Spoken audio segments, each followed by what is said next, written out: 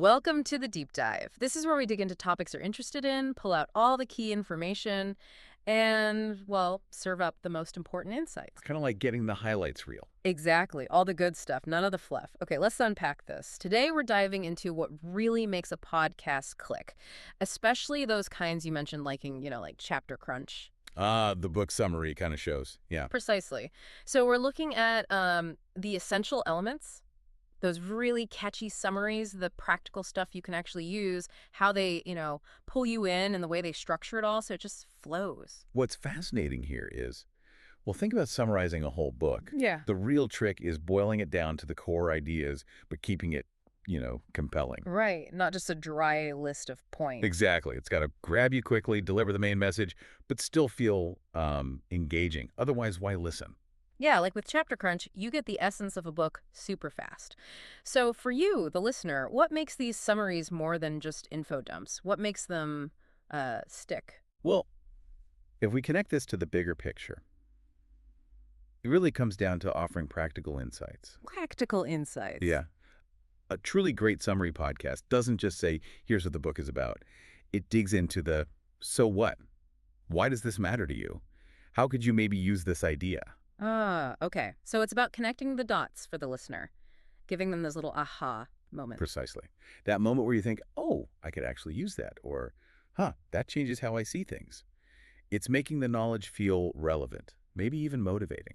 So what does this all mean then? If a podcast wants to share knowledge effectively, how do they bridge that gap? Go from just, telling you stuff to giving you something genuinely useful, something actionable?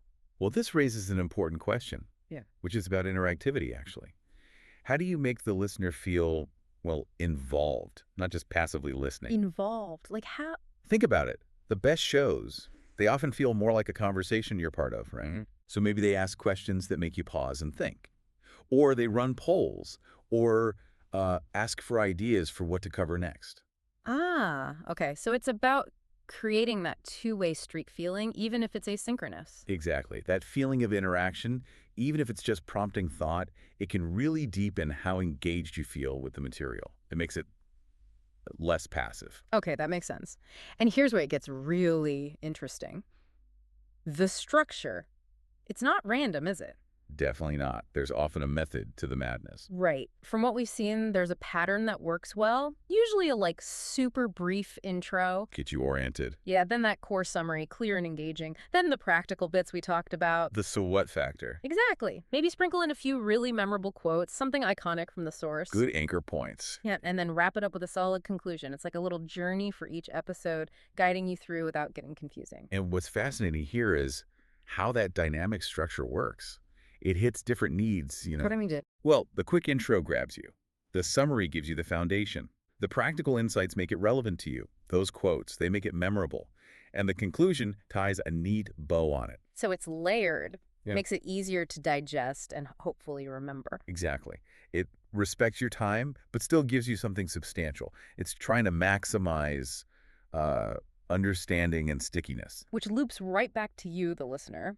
When you choose a podcast, especially one promising quick insights like a book summary show, all these pieces, the sharp summary, the useful takeaways, feeling involved, a clear path, they're all working together. Mm-hmm.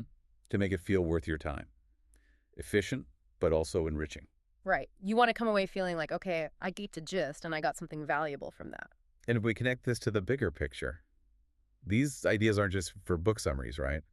Any podcast trying to share complex info in an engaging way could probably learn from this. Good point. It's about clear communication and listener focus. Yeah. Respecting the listener's attention span while still delivering real value, that's the balancing act. So just to recap, the key things we've sort of unpacked today for a successful, knowledge-focused podcast. It needs those catchy, distilled summaries. The core message, clear and concise. It needs practical applications that actually mean something to you. Making it relevant and actionable. Finding ways to make you feel part of it, that interactivity. Yeah, moving beyond just passive listening. And finally, that smart, dynamic structure that guides you through smoothly. Right, the roadmap for the listener. Which, this raises an important question, maybe for you listening right now. Think about the podcast you really stick with. Do they do these things? Yeah, which elements resonate most with you? Are you drawn to the ones with clear, usable tips? Hmm. Or maybe it's the feeling of community or interaction. Do you notice the structure? Does it help? Thinking about why you like what you like, through this lens, it could be quite revealing about your own preferences. Definitely. So maybe a final thought for you. Take a moment to consider your go-to podcasts. What hooks you? What keeps you subscribed? How do they handle complex stuff and still keep you engaged? Applying these ideas, summaries, practicality, interaction structure to your own listening habits might just give you some fresh insights into the whole world of audio and